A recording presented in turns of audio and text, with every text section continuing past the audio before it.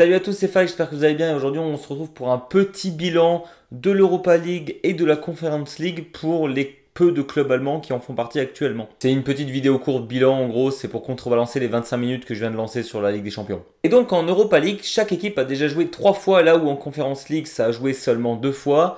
C'est simple de savoir pourquoi, en Europa League ça joue 8 matchs en phase de poule, en Conference League seulement 6. Et donc du côté des Allemands, en Europa League, on a l'Eintracht Frankfurt et le TSG Hoffenheim. Faut vraiment que j'achète des maillots de certains clubs que j'ai plus encore. Genre Frankfurt, il faudrait que j'en achète un. Et on va d'ailleurs commencer avec Frankfurt. Frankfurt est sur une bonne lancée.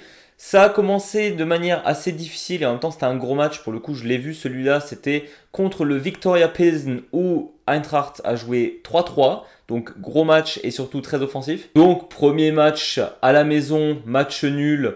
Mais bon, c'était un beau match. Match que j'aurais pensé beaucoup plus difficile pour l'Eintracht parce que c'est généralement très dur d'aller jouer là-bas. Ça gagne 3-1 à Istanbul Beşiktaş. Et je pense pour les gens qui suivent un peu le football, vous savez à quel point c'est compliqué d'aller jouer en Turquie parce que l'ambiance elle est folle. Et le dernier match en date, c'était contre Riga. Riga qui est actuellement d'ailleurs le meilleur buteur de la Ligue Europa. Le gars a déjà marqué 7 buts en 3 matchs.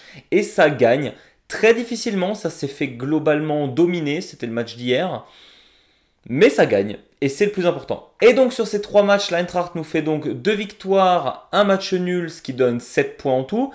Avec 7 points, ils sont dans le haut du tableau. Là pour l'instant, ça ne jouerait pas les phases de qualification pour les 8e. Mais bon, on va attendre, il y a encore des gros matchs. Je sais que le tout dernier match de l'Eintracht Frankfurt, c'est l'AS Rome par exemple. Le prochain match, ça va être contre Prague. Généralement, c'est pas facile de jouer contre eux. Et le match d'après, c'est Midtjylland. Je sais pas du tout comment on prononce ce club. Mais il faut savoir qu'ils sont assez hauts dans le classement également, ces mecs-là. Et d'ailleurs, transition excellente, parce que si on va voir le deuxième club bundesligiste, entre guillemets, qui joue en Europa League, c'est le TSG Hoffenheim qui a commencé sa série de matchs contre ce fameux club de Midtjylland, où ils ont fait un match nul, ce qui est globalement bien vu les résultats de ce club jusqu'à maintenant. Donc Hoffenheim joue là-bas, fait un match nul. C'est un plutôt très bon résultat. Deuxième match, Hoffenheim joue le Dynamo Kiev, qui est quand même assez connu dans le milieu du football. Ça gagne, très bien. Alors Kiev n'est pas dans la forme la plus olympique qui existe, mais n'empêche, ça gagne. Sachant que Hoffenheim n'est pas forcément non plus dans une forme de fou, ça fait plaisir. Malheureusement, le dernier match, celui d'hier, c'était à Porto. Et là, pour le coup, c'était vraiment 1 à 2 à 3 marches trop hautes. Pour le coup, ça aussi, j'ai un peu regardé des extraits. J'ai tenté de regarder un maximum ce match. C'était très difficile. Porto était beaucoup trop fort. 2-0, c'est limite gentil sur ce match. Et en même temps, on ne peut pas vraiment vouloir Hoffenheim dans le sens où déjà, ils sont dans une galère assez monstrueuse depuis le début de saison. Ça a bien commencé, mais depuis, c'est une galère monstre. Et en fait, on comprend pourquoi. Parce que ils jouent l'Europa League. Ça joue plus souvent que d'autres clubs de Bundesliga, donc la fatigue s'installe, les joueurs ne sont pas habitués, il y en a certains, ils n'ont pas forcément le niveau pour, et donc assumer autant de matchs, c'est compliqué pour Hoffenheim, mais pour l'instant, ils ne sont pas dans une situation désespérée en Europa League. Après, est-ce qu'on leur souhaiterait pas, limite, de se faire éliminer tôt, afin de plus se concentrer sur le maintien en Bundesliga? À voir. Après, c'est toujours de l'argent gagné pour le club et surtout des points UEFA donnés aux Allemands à chaque fois qu'il y a des bons matchs de leur part. N'empêche que les 2 prochaines confrontations risquent d'être extrêmement compliquées. Déjà, ça va à Braga lors du prochain match. Je donne pas cher de leur peau pour le coup. Et ensuite, ça jouera à la maison contre Bucarest. Là, il y a clairement moyen d'aller chercher des points. Donc, on verra dans un mois où sont nos clubs allemands en Europa League. En tout cas, il y a de la marge, Frankfurt a vraiment les moyens et je pense va se qualifier pour la suite. Hoffenheim, pourquoi pas essayer de choper les places de qualification pour les 8e?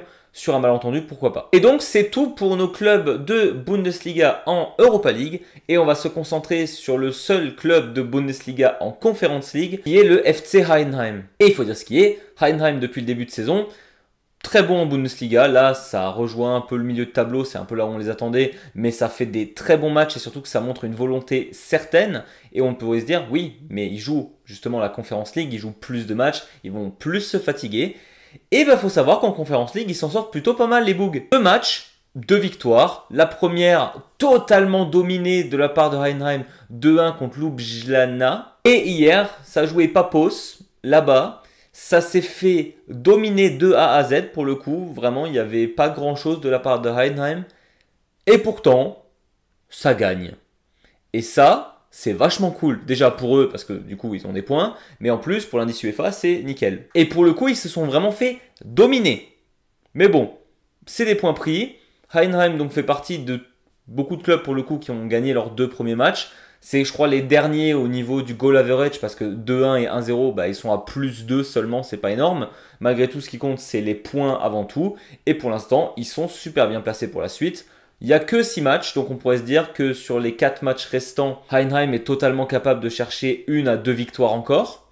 Franchement, il y a de l'espoir pour la suite et ça fait vraiment plaisir pour ce club qui se démène, qui est monté récemment en Bundesliga, qui montre des belles choses en Europe. Ça fait extrêmement plaisir. Voilà, c'était tout pour moi. C'était vraiment une petite vidéo bilan parce que j'estime que c'est aussi important de parler de l'Europa League et de la Conference League. C'est vrai que ce qui nous anime tous et ce qu'on regarde le plus souvent, c'est la Ligue des Champions. Mais il n'y a pas que cette compétition. Il faut aussi soutenir les plus petits clubs.